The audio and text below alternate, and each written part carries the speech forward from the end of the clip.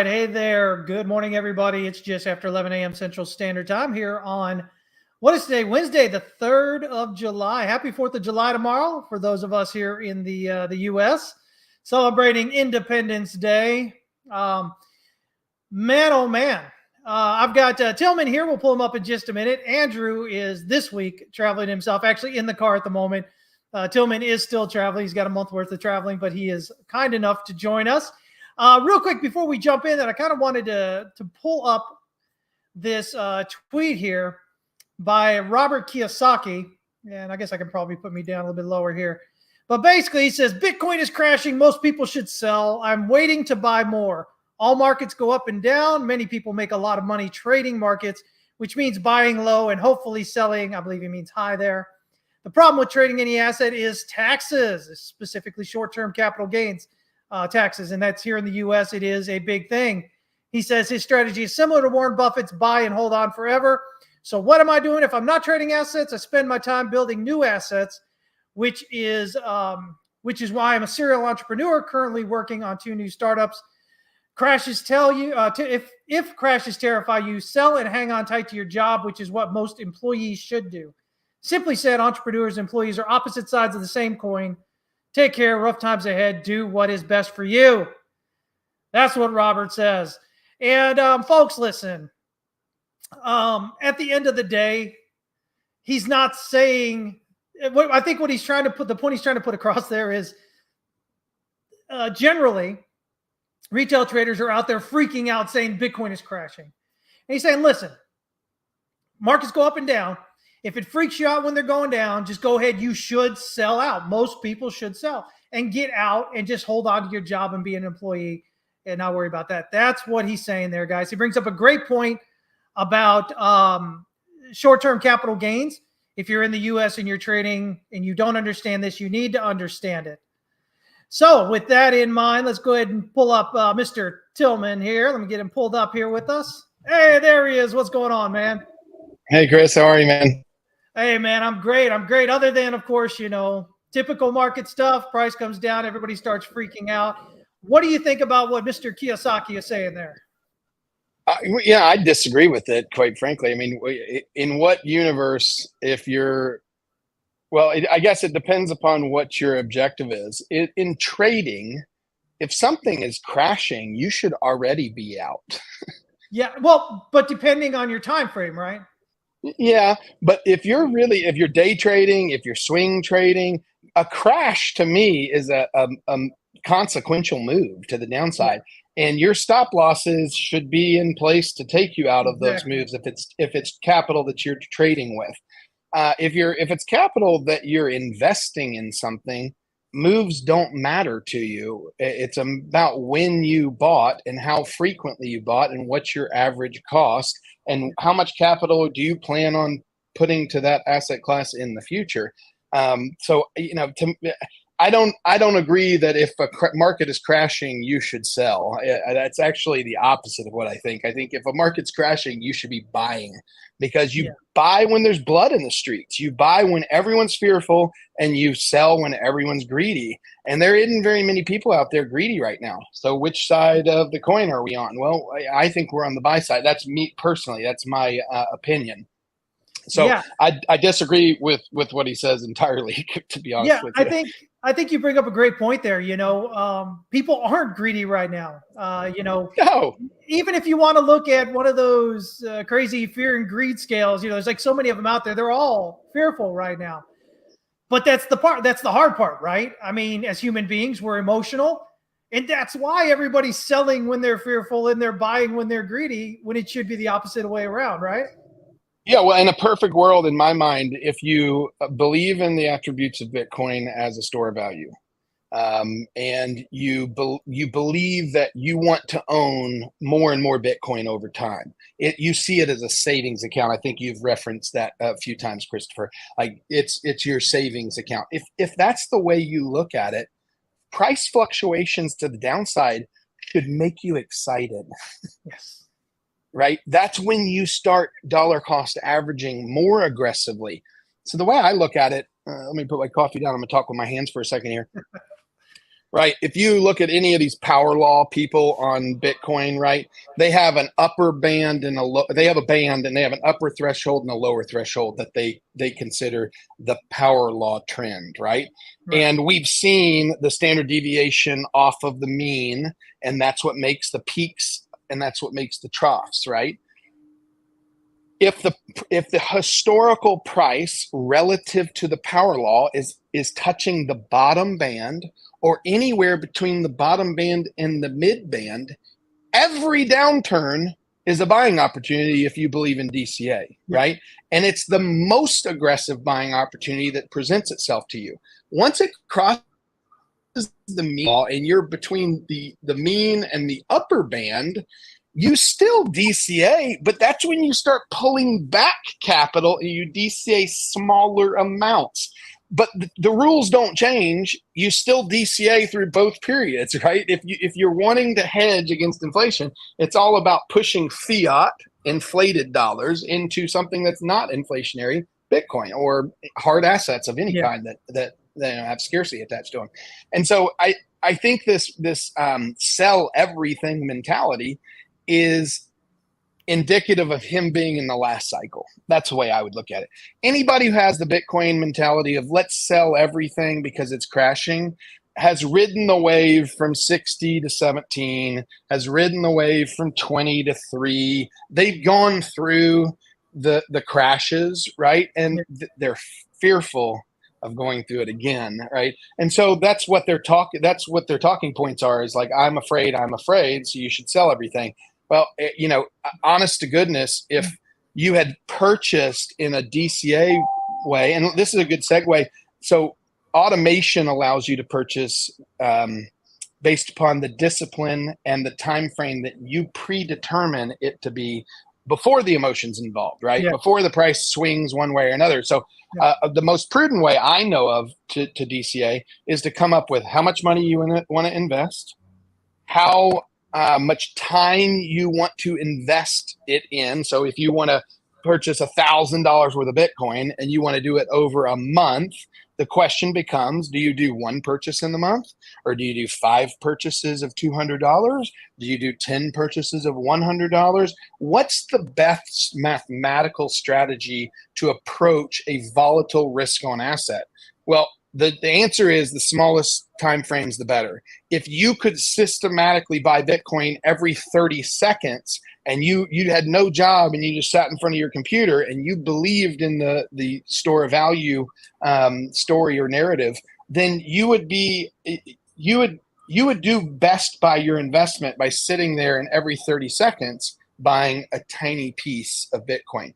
Why? Because that's going to blend your average price out to as much of a steady curve as you can get it, right? You're never going to be putting 10% of your assets. And it goes back to, I know you're good friends with Cardone, right? Yeah. Talking about putting big dollars, like selling a $17 million house and buying Bitcoin, right? Yeah. The question then becomes like, where are you on the power law? And how do you buy $17 million worth of Bitcoin? Yeah. Right. And that's where I think whether it's 17 million or whether it's 1,700, the strategy should be the same. So segue into a product that we're in the throes of developing and we'll announce and release 3 weeks from now. But it's a DCA Bitcoin buyer. It's something that literally you tell it how many dollars you want to invest over what period of time, which ETF you want to buy, and then you set it and forget it. And it's just, placing those orders for you in perpetuity until it reaches its duration time frame that you've determined, or it's the capital outlay that you've determined. And that way you don't care what the price of Bitcoin is. You actually are rooting for it because you're buying. And so as it's going down, you're going, I'm getting deals. And it changes your mentality, right? Because right now, as a holder, if you have the mentality of like, in fact, here's an argument I would make. If you have to sell all your Bitcoin right now, you bought too much. Yeah. Yeah. Or you bought too much at the wrong time. That's right. You didn't have a strategy that allows you to have the staying power during, drawdowns. And that is all about how you purchased, not when you sell. in my opinion. Yeah, no, that's a great point you made, because it's actually something I did a hour-and-a-half episode with Gary yesterday, Gary Cardone, discussing risk management, and not just in the individual single trade itself, but risk management in terms of, your future, and how does Bitcoin actually play into your plans for the future? Do you actually have goals and plans with steps figured out, and how all this happens? Because what you said was something that I had brought up yesterday, which was, listen, the problem most people get into is they go heavy into some investment, but they don't actually have a plan. They don't have risk management set up in their life so that they can withstand something happening. And so what happens they're hoping that the price goes up, and hope isn't how you end up. Hope is not a plan, right? And so they're like, listen, I want to buy Bitcoin today, and I really want to hold on till it's $200,000, or I really want to hold on for 3 years or whatever it is. But something comes up in their life, and they haven't prepared their risk management in their life for everything. So now all of a sudden they don't have the money to, to pay for whatever has come up, whether they lost their job or a medical emergency or something. And so now they have to go and they have to sell their investment. And like you were just saying right there, if you have to sell your investment, you've put too much into it. You're not prepared to actually hold that investment long term. And I don't think a lot of people really are doing that.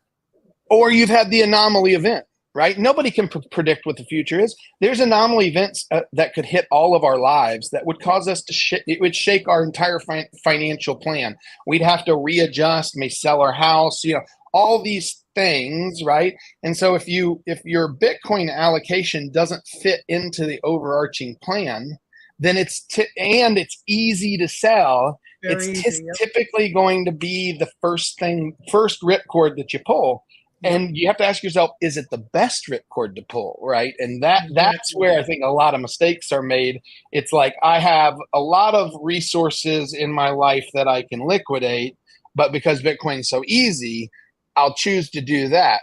But, like Gary was saying, if you're liquidating a car, that's a much better option than liquidating your Bitcoin. Why? Well, because cars are depreciatory assets. You're losing money on that, regardless. You can bet on that. You're going to lose money on the car. Whereas Bitcoin, even if you can't say that, you just don't know. So it could go up, could go down, but over time, if you believe in the scarcity laws and you believe in, the laws of economics, that you're betting on it being another hedge. And here's what I like about where we are in the financial markets with Bitcoin. ETFs are going to be people who buy them in general over time are going to be holders, are going to be hodlers. Why? Well, because there's an intermediary that's giving you counsel on it, right? Most of the time, if you're a high net worth individual and you found yourself buying Bitcoin ETFs, you've talked to somebody about it, and it's a part of your strategy overall. Exactly. It's not a person sitting at home going, man, Bitcoin really is awesome and something I need to own some, and disjointed or segregated from all the other overarching strategies. They go, well, let me put this much money in it. Well, if there's one thing I've learned about the markets, is the volatility is to create liquidity. And there's no liquidity unless people are puking up their positions. So when there's an asset that someone really, really wants, there's going to be a lot of volatility to it, period, the end. There has to be, because you have to chase where the trades are, right? Yep.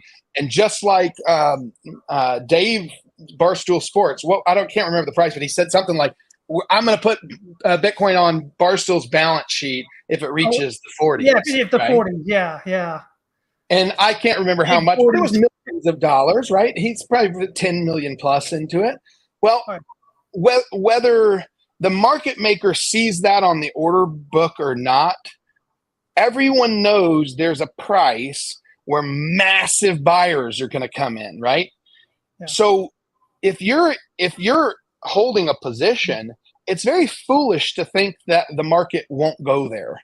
because the market wants liquidity. The market wants massive buys and massive sells. And so it's literally the market makers are just moving it to where there's the most buyers and the most sellers on that line swapping hands. And that doesn't happen in Bitcoin slowly. It's a violent push one way or another, because it induces the most fear and it induces the most greed. It gets more and more people in and out of it. Yeah, exactly. Man, so yeah, I mean, and that's even if he gets it. And, we were kind of talking a little bit beforehand, something I had mentioned to some other people before, which is if it gets into the 40s, so we have to look at it and go, well, what kind of statement is that really? Does he buy it if it gets to $49,999.99? Or does it like drop to 47,000? He go, well, it's not time to buy yet. It's going to go lower. I need it, coming lower. And he waits for it to get to 42 or something. And then it takes back off without him. And then what happens? Does he not buy? Because now he thinks, okay, well, it's just bouncing up. It's going to come back down lower. And this is what we talk about constantly, these emotions, unless you have something specifically figured out, something. And this is, guys, listen, this is in life. This isn't just in trading. This is in life. Have goals, write them down. Make a plan, write it down. Figure out what are the steps you need to take to get to that goal, to make your plan work. Write them down. The more specific you are, the more likely you are to reach those goals. So if you're Dave Portnoy and you get on and you go, well, if it drops into the 40s, we're going to put it on the balance sheet. Well, that sounds all great and everything. Have you written this down? Do you have anything more specific than the 40s? Because it's an unsophisticated investor talking about trading. And that doesn't mean anything. What would have been much more potent to me, and he's following the hot trend. He's a feast or famine guy. He gambles a lot. He is of that mentality. Yeah. But I can assure you, the Detroit Teachers Pension Fund aren't thinking like that. They can't. Right? Because, if I'm going to put $10 million of hard-earned teachers' money in Bitcoin, it can't be in one lump sum right when it touches 49,000. What strategy is that? What data are you using to determine that, other than the fact you like the number 49 instead of 51? That is no strategy at all, right? That's just human emotion, thinking that, you're going to have the hot hand. And here's the thing. The most dangerous thing in trading is being right when you're wrong. Oh, yes. Oh, preach it, man. Man. If you are right and when you're wrong, you do lots of wrong things over and over again until you catch the one catastrophic spanking that you need to really get your attention. And I've seen it, it happens to everybody. I know people who have rules. In fact, I know a guy got a great system, got a great strategy. He doesn't take him very long. He trades every single day, and he does really well for himself. Okay, this year he wanted to do a challenge. The 100 grand to $1 million challenge, whatever it is. I won't tell you the specifics because I want you to know who he is. But he said, "I'm going to do this challenge." Right? Yeah. Everything's clacking along. He's up 30-40% in the first 2 months. He's crazy hot. He's winning 70+% of his trades, and he made a bad trade, and he convinced himself to hold it overnight. He woke up the next day. He woke up the next day. It was down more. He added to the position. Added to a loser. Added to a loser. He broke 3 of his rules. Yeah. He lost 75% of his trading capital on that trade, because he kept chasing the falling knife. And when you try to catch a falling knife, I don't know if you've ever done that, but you're going to get cut. It's almost impossible not to get cut. And so, it's these things of like, you can miss every good trade, and it's better than taking one bad trade. Yep. You'd rather sit on the sidelines and be patient for the setup that you have determined is the disciplined approach that you're willing to risk your money for, right? And there has been many professional traders that have said this, but I believe it to be true because they're all much more talented, much wealthier, much more, higher end than I am. And they all say this: I could tell you my strategy and you still couldn't trade it like I do. There because you you go. don't have the guts that I do. You don't have the conviction that I do against this strategy. So you're going to make slight alterations because your conviction is less than mine, and I will not deviate. I will, and if it's almost like pick any strategy and stick to it is better than a strategy that you can't measure over time and you can't tweak one variable at a time until you kind of find that sweet spot. Yeah, no, man. God, man, it's like you're in my head here just speaking out, man. These are the things I talk about all the time. You're looking for the higher confidence trade, and especially what you just said there about, because a lot of, people that are following and watching the show right now and follow us online, they're following a lot of people out there and trying to trade whatever they're talking about. But as you said, the reality is, what do you really know about that? Do you really understand it? And even if you understand the rules and whatnot, again, it's what kind of conviction do you have in that? Because there is experience that comes into it. When I talk about a trade and I say, listen, here's my entry. As long as it stays above this point, we're good to go. If it goes in, there's a stop loss. Here's our target. And if it's a macro kind of chart, it starts pulling back and people start freaking out. And I have to remind them, no, listen, the fail point is this price here. But here's the thing. Do they even know how to properly use risk management? I mean, are they going all in because I said, hey, if it breaks through here, we're going to go up, most likely. Are they going all in? What the hell are you doing going all in? You should never be all in on a position if you're trading. That makes absolutely no 100%. sense. And, and so I've really tried to focus on getting people to understand that, oh gosh, what's his name? Ned Davis, I believe is his name. Let me see if I can get this right here. I always end up screwing this up. But he was he's been around trading markets for, decades. He's got his own company, does their thing now. But he had, God, I know I'm going to screw this up if I don't find it here. But basically, he talks about markets if we're trading in markets, then it's all about risk, right? Give me just 1 second. I'll find it here real quick because I just don't want to screw this up. It's such a great quote. Ned Davis says, we're in the business of making mistakes. Mm-hmm. Winners make small mistakes. Losers make big mistakes. What he's saying for anybody listening in right now is that the odds, every time you go to trade, the odds are more likely than not you're going to be wrong. You're going to make a mistake.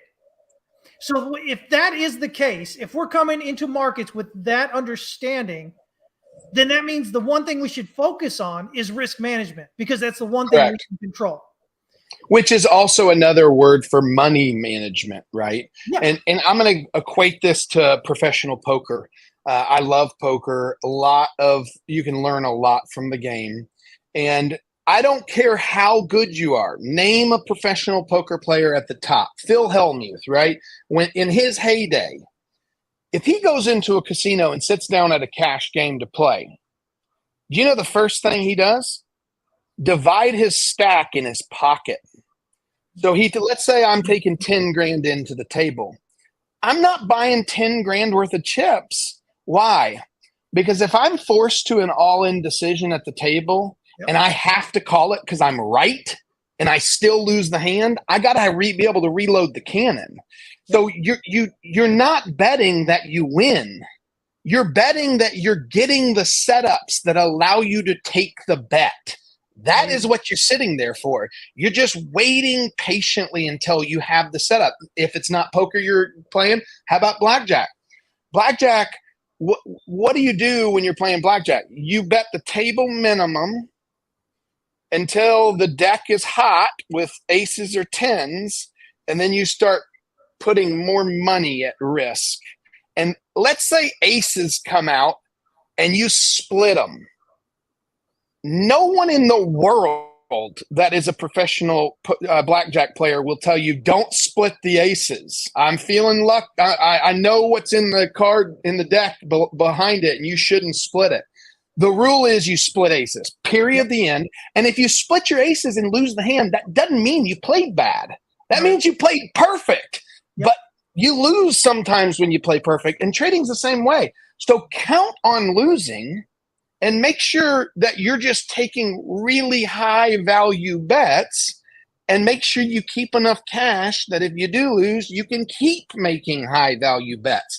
That's the game. Like, that's it. Exactly it. And, and there are some nights where you get in and you make all the right moves and you lose all your money. You blow through your first stack, your second stack, your third stack.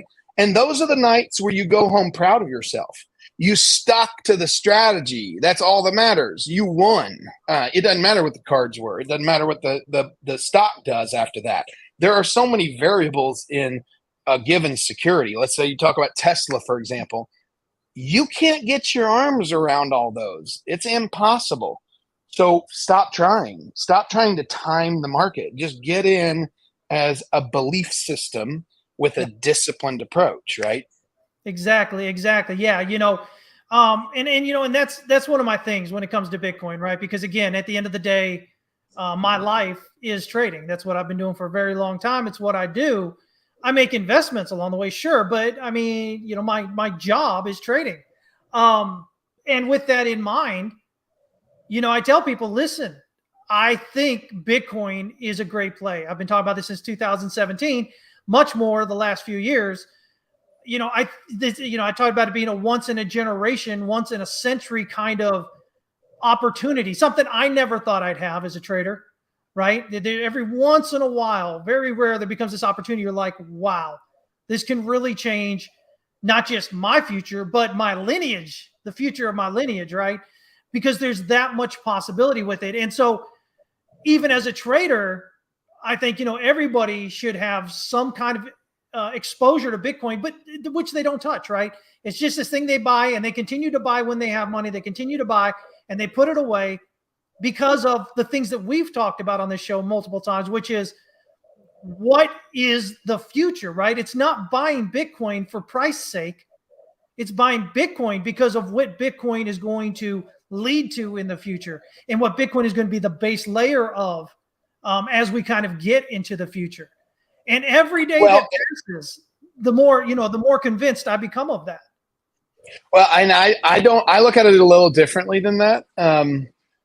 Every wealthy person I know, and that's understated, every billionaire that I've ever met, they don't care. They're of a different mentality. And why are they of a different mentality? Because they're more risk adverse than they are gain seeking. They don't care about making money as much as they care about protecting their money, right? And so when I've heard my dad say this, I've heard him say it a million times. There's a new train leaving the station every day. The gains that can be made on AI stocks that are going to pop up over the next decade could make Bitcoin look foolish. We don't know what we don't know. And we sure as heck don't know what opportunity cost awaits us a month, a year, 2 years. We don't know what the world's going to look like. Just like 10, 15 years ago, most of the people in the world didn't know what Bitcoin was, right? Exactly. So I just look at it as, has the asset class proved its validity from a use case perspective? Yes. Has the asset class endured enough time and scrutiny from the world to show me that it matters and it's trustworthy? Yes, it has. If it passes all my due diligence boxes, it just should be put in my strategy overall. It's not the best asset. It's not, that's emotion, right?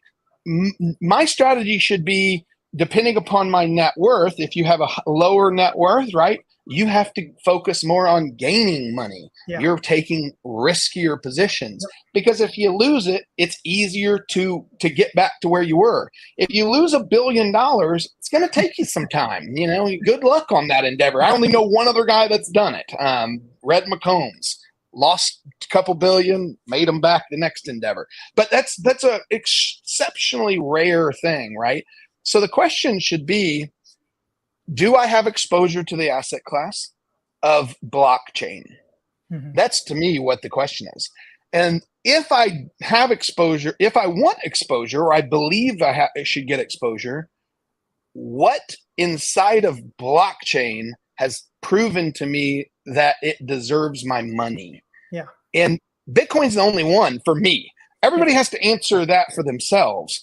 But if you believe the blockchain is going to change the world in some form or measure, buying some Bitcoin is buying into that philosophy, right? At its core, because there's nothing that's been produced on the blockchain that's more significant than the 20 million coins that we have called BTC. Like that is what we have. That's what we've accomplished with proof of work, and it's nothing to sneeze at. It's something exceptional, and it's something that I think that's what Larry Fink's group is now coming around to. It's like, hey, we got tons of real estate, we got tons of water rights, we got tons of classic vehicles, we got tons of old Rolexes, we got all these risk-on assets that have ebb and flow from a value perspective.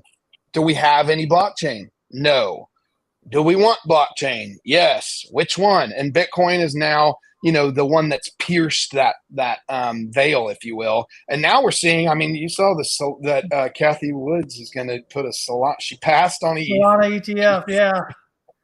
And Solana ETF, you're looking minimum like probably May of 2025, June of 2025, before I even think that would be possible. And I think a lot of that's even going to depend on how the presidential election turns out, in November. Speaking of which, man, so we had that, right? We had Donald Trump and old Joe Biden at it. I got to admit, so of course, Biden just seemed completely not really there. He tried to answer the question, but a lot of times on there, he looked lost. Trump went on there. And here's the thing. Trump didn't really answer the questions. I tell you right away, but I think he did what he needed to do, which was what he was going for. He just kind of overran Joe with a lot of hitting back at him, and too much information coming in for Joe to kind of digest it once or whatever made Joe potentially even appear worse than he was. So, I mean, I think from that point, I think Trump probably did better in the debate, but it wasn't because he answered questions. It's crazy. Politics is, I don't even like it, to be honest with you. It's selection, not election, in my opinion. The thing I kept thinking about was these are the two best guys we've got. How are these the two guys? How out of 300 million people, because my argument would listen. I'm an American. I want America to unite. That's the thing I'm looking for. Is like which party is going to put down the weapons and start bringing unity together and start talking about the things that truly matter to Americans. Now, both parties are equally guilty, in my opinion, about, like you said, not answering the questions that are pertinent and the things that matter. And so, politicians love to tell you a lot of promises on the front end, love to do lots of stuff to earn your vote. But, I can't look at my life over the series of presidents that I've lived through and said, man, I was living really high on the horse during this one. And it's not as important as we think it is. And so when would it be important? Well, it would be important if we had some fresh blood in there, if we had somebody that was really gonna, address the things. And here's my whole point. Joe Biden looks materially different from when he ran the first time, from a just age perspective, from a cognitive perspective. And I'm not going to sit here and make fun of that. I think that's as divisive as anything. Like I have aging loved ones, and I want to honor them in their old age, right? I want to, and I did think Trump held back on a lot of things that he could have dug a lot deeper on some of the things that we all saw. But the question that I have is who is making these decisions, and why can they justify it being what's best? And I don't see any reason for that. And so I look at it as like, okay, in a perfect world, we could all agree that, I heard this asked a million times before Joe was elected, or President Biden was elected, was, are you too old? And there was a question mark in everyone's mind about both Trump and Biden. Yeah. We could have seen the cognitive decline of Trump over the last 4 years at the same rate as Biden. He just didn't. Yeah. But it's coming. Like, that's Yeah. part of life. You know what I mean?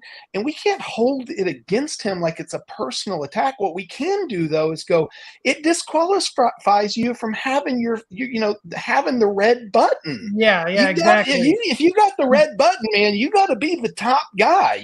Or the top lady. You got to be somebody that we're all looking at, trusting with all of our lives, and that's the way I look at it. And so, do I trust either one of them? No, I don't trust either one of them, is the point. I think it's become a selfish endeavor and not a holistic pursuit. I think we as a country at one point, people who sought office were truly there with the right motives to help steer the country, because the country was being built.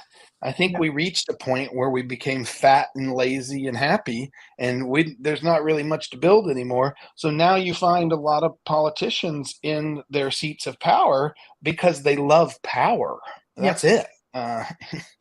They don't have any knowledge of even some of the facts, and they don't care to even educate themselves in some of the facts. But I do think that in a world where, it's harder and harder to sway people to vote your way, I think Bitcoin has become a clear weapon in each party's arsenal as it pertains to, winning the other vote. Because I don't know anything about politics, but I do know a couple of things that people have said, which is it's all about converting people who don't vote, or people who can be converted to your side. It's not about going after the hardcore Trumpsters for Biden. It's not about going after the hardcore Bideners for Trump. It's about swaying that middle ground. And I know a lot of people who are apolitical. They don't care, but they love Bitcoin. Where are those people going to vote? Well, I think they're picking up new votes with that Bitcoin story. It's good for the industry. Yeah, and I think that's a great point, man, because, again, as we've discussed before, and none of us would have thought, 4 months ago that Bitcoin would be like a legit topic for this, maybe the next time around.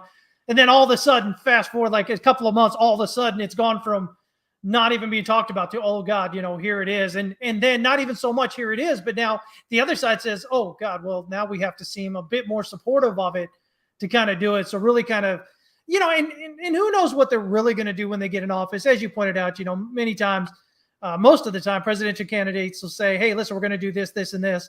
And then they'll get in and they won't do it. It's not just Trump didn't do this and this last time. It's not just that Biden didn't do that and that last time. It's just the nature of what it is. They're going to tell you what you want to hear to get your vote, especially if you're one of those ones that are kind of on the fence or may be able to be swayed to actually vote.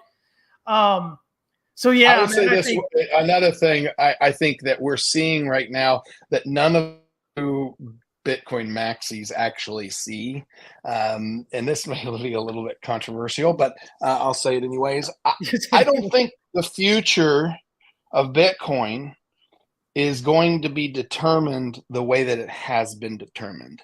I'm under the thesis and the premise that the first 15 years of Bitcoin was growth below the soil. Yeah. Only people who are subterranean can see that. Everyone else is judging the tiny little sprout that's just popped up out of the ground. And that's where everyone else is. If you weren't a miner in Bitcoin, if you weren't, going to the Bitcoin conference in 2017, if you weren't one of those people, you have a very different perspective on Bitcoin. And so what I see happening is that they are going to encourage Bitcoin as long as it's not self-custody.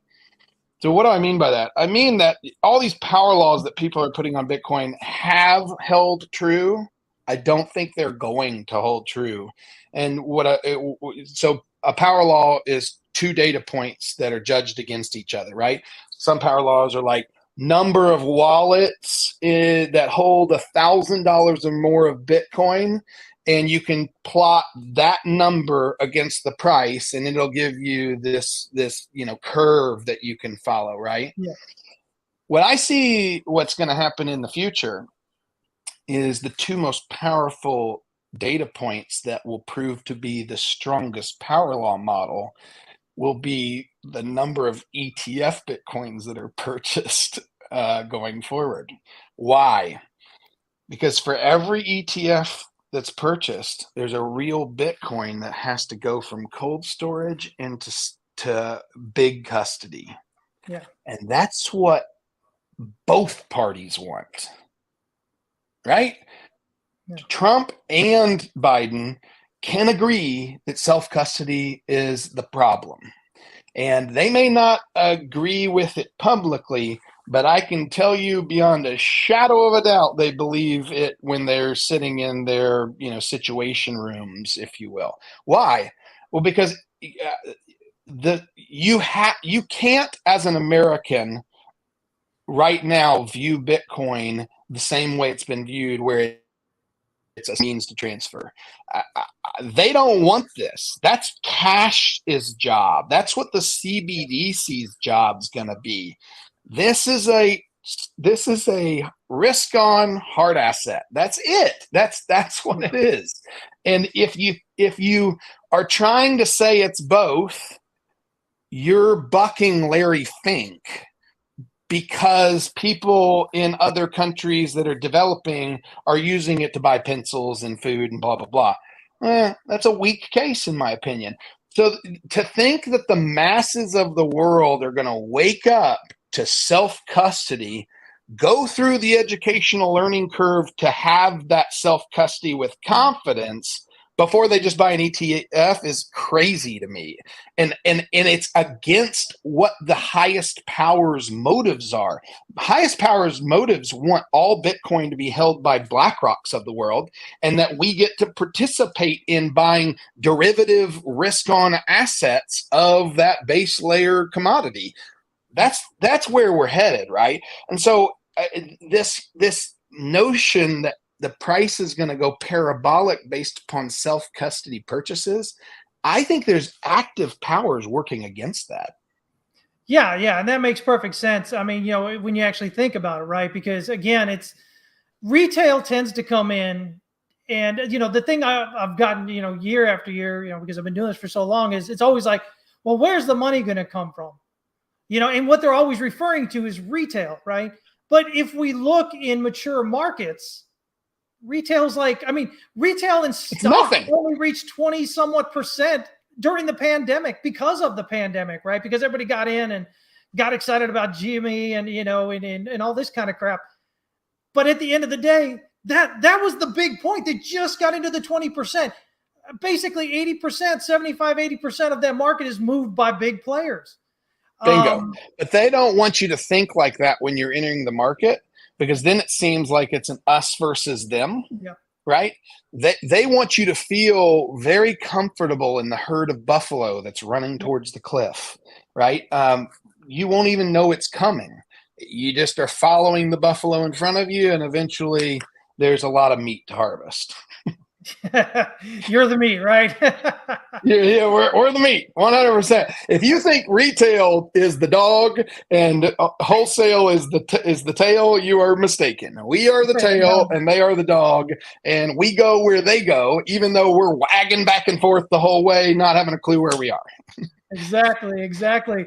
Hey man, real quick, let's talk about some miners, man. So miner stocks are doing pretty decently here. I know Iron ran up just recently. I know Marathon continues to buy, right? They had mentioned, hey, we're going to get out there. We're going to get on a buying spree.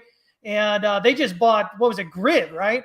They just bought Grid, and that's going to bring up something like 400 or 500 megawatts there in Tennessee. And then you've got Riot, who's looking to, one of the things they're just mentioned recently is they're looking to buy 33,000 miners coming up here. We just saw that they increased their hash rate 50% in a month. I mean, I think these guys are getting serious out there. And then, of course, we have what we've talked about previously, which was the CoreWeave, Core Scientific partnership attempt to take over, Riot attempting to take over Bitfarm. And they're still pushing that, trying to get, new board members in there so they can get that. And man, what a great time to be watching miners, huh? Yeah. I have a different take. Mine's probably a longer perspective than what we're seeing in the markets today. I see that as just cheap marketing, to be honest with you. Everybody wants a headline. The stocks are hot. The more you're in the headlines, the more people buy you as the leader. And so everybody in that space is fighting, just like in the ETF space, for market share, right? Yeah. The problem I see is that no one's talking about what matters. Right. What I mean by that, if you're, in my opinion, this is my opinion. If you're buying miners right now, you're losing money on the miners, period, the end. Why?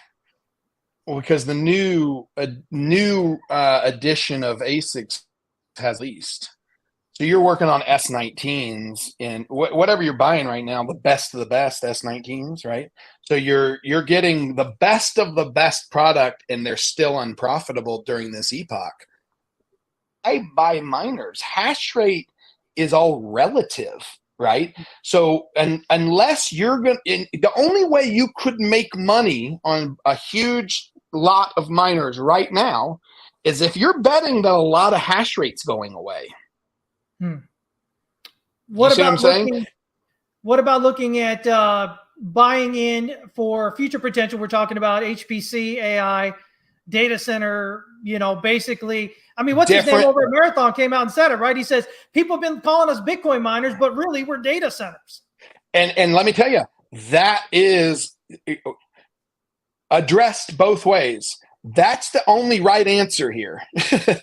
But we need to understand the economics of that right answer as well, which we don't, right? And I doubt they do. And that's the scary part, right? But I will say it's an indication that at least at a management level, if that was the answer, they're smart. Why are they smart? Because they know the future of AI is bigger than the future of blockchain, and it's going to eat up every bit of hardware that's on the face of the earth. There is no one that can convince me otherwise until they do. Because I know how scarce the resources are. I know how few production facilities exist, and I know the concentration risk of those production facilities. So the hash rate that we have now, if you buy miners in a huge quantity, you're buying them compared to the hash rate today, which is unprofitable. You can't make money on them.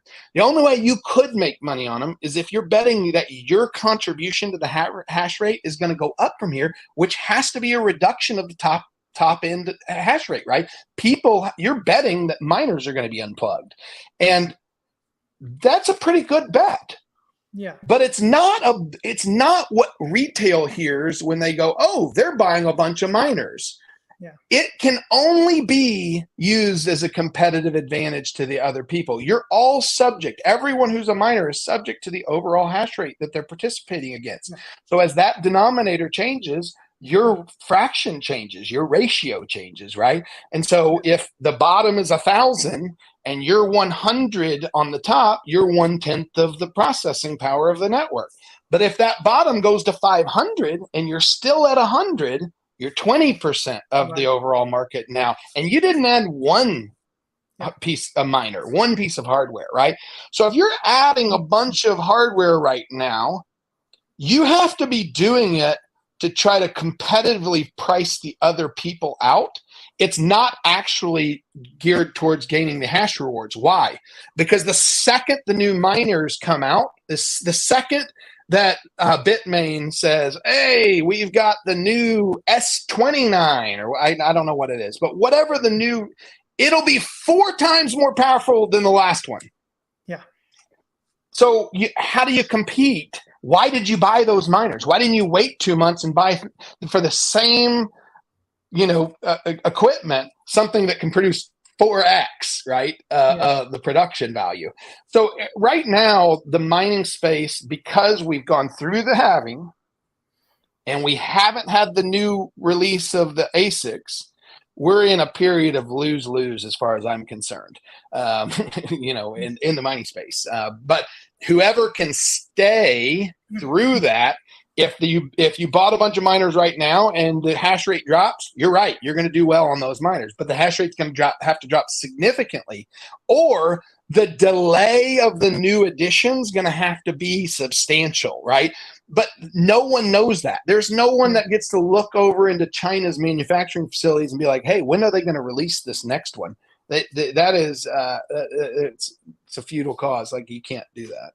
Yeah, and I mean, really, I mean, at the end of the day, what we see with miners right now is, I mean, it's really just par for the course every happening, right? I mean, they go through this period of consolidation. They go through this period of the the weakest. If they're not fortunate enough to be bought out, they just turn off. And the mining space then continues to do that consolidation until we kind of get that push through all this, right? And so as they go through the consolidation, hash rate drops, right? Yep. And matter of fact, I think we're seeing that. I saw somewhere we're going to have some sort of hash rate drop here, or we just had it or something, due to all this with it coming in. And so when we look at all that, okay, so, if you're buying miners now, you're definitely buying for the future. You're not buying for tomorrow. I think you absolutely have to look at it that way.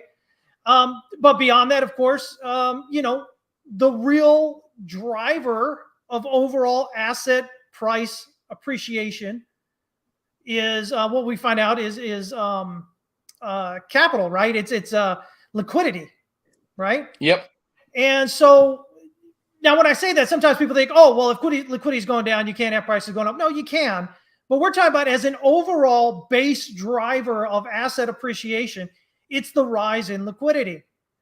Yep. And so we're sitting where we are right now, where we've been in this secular bull market in stocks since 2009, right? Since March of 2009, when we had the low.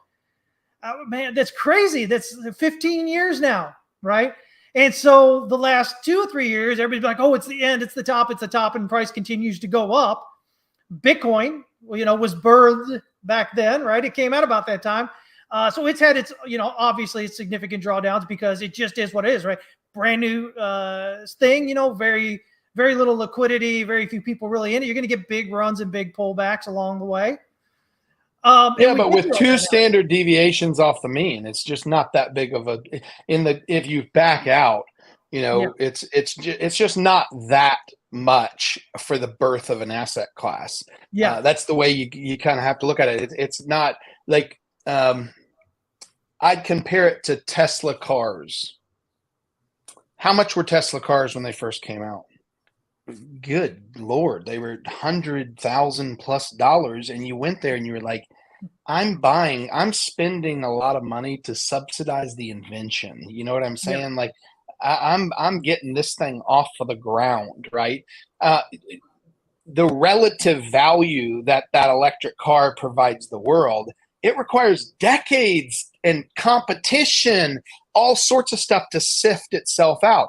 So now you've seen, if you track the price of Teslas, I mean, it's like Bitcoin. It goes way up and way down depending upon when you buy and what model you buy and whether it's the new version and all those things. And it's too much to keep track of, in my opinion, on the Bitcoin front. I think the DCA model is what's best. And Jack Mallers came out, I think, this last week and said that he's going to have a function like, that roundup thing that are on some credit cards where you have 58 cents left in the transaction. You can round up and donate it to your savings account or charity or whatever. A DCA model where your change gets rounded up into Bitcoin.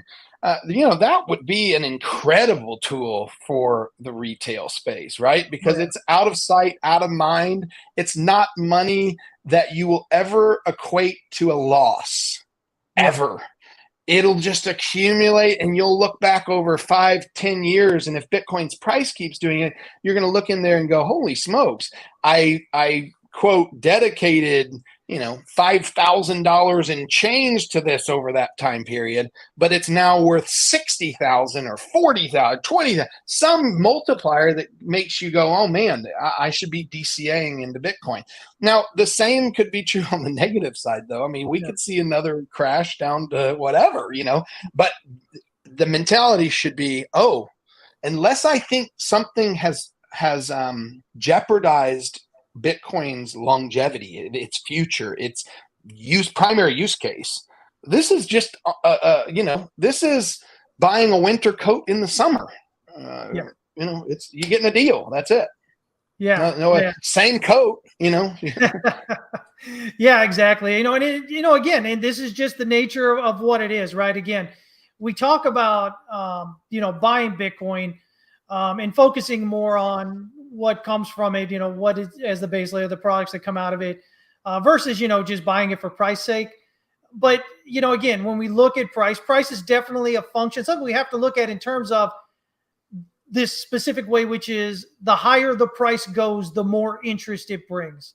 And the more interest it brings, the more we have things like, hey, let's round up right into Bitcoin. Let's, let's do this thing. Let's do that thing. Right. And so, well, even right now, one of the most popular plays is, and I won't get into specifics about it, but a very popular play for a lot of Bitcoiners is they're playing an arbitrage play between the Bitcoin futures market and the Bitcoin ETF market. And there's inefficiencies there because why? It's a new market. There's not a ton of buyers. There's not a lot of liquidity there. And there's inefficiencies that can be harvested between those two instruments. But you couldn't do that 6 months ago because there wasn't another vehicle to offset it. You couldn't play both sides.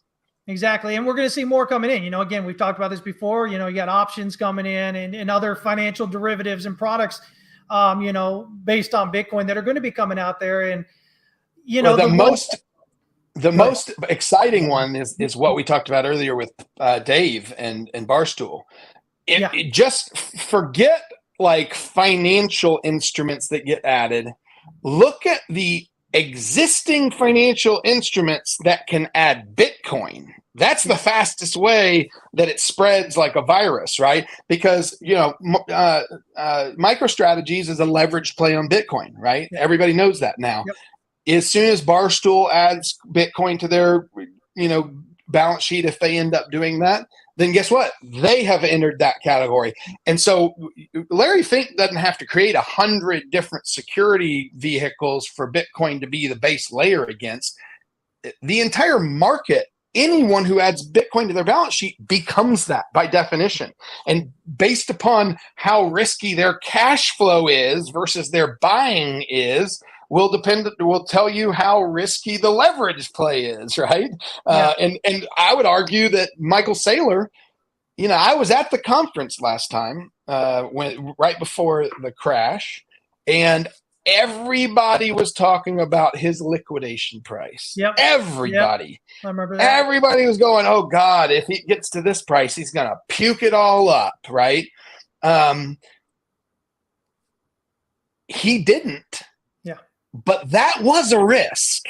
There was a point where leverage causes you to puke. And if people know that, there are people out there that can get it there for you, and you will puke it up. And so, I don't look at Michael as being an idiot. I just look at Michael as taking an educated risk and it paying off. He ate his own cooking, so to speak, and he put it on balance sheet, hook, crook, or ladder. He didn't care what the price was. He was buying at the highs. He was buying at the lows. He's DCAing anytime they have excess cash or can raise excess cash in the form of debt.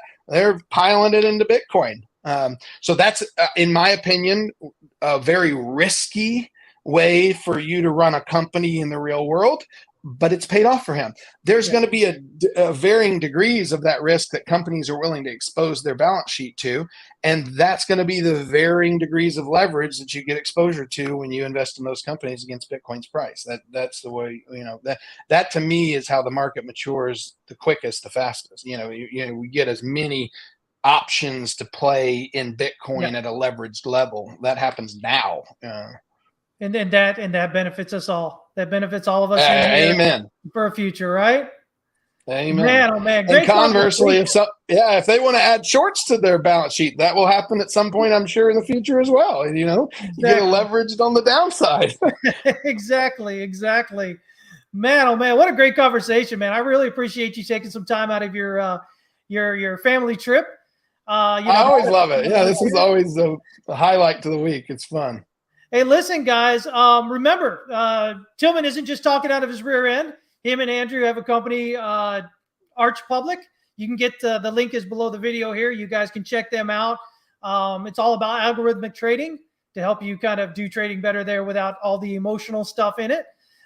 If you're going to be in Nashville, I think it's around the 21st or 22nd, somewhere around there. 25th through the 28th.